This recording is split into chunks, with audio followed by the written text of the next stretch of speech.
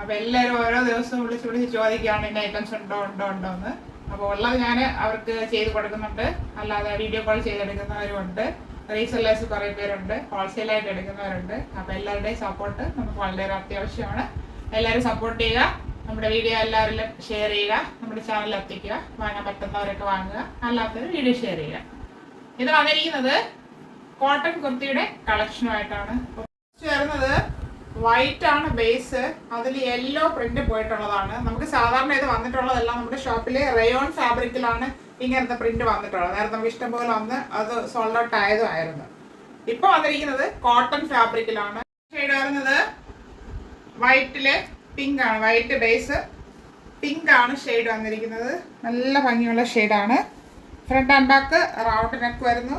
കാണിച്ച രണ്ട് ഷെയ്ഡ്സും എല്ലാവർക്കും ഇഷ്ടപ്പെട്ടു കാണുമെന്ന് കരുതുന്നു.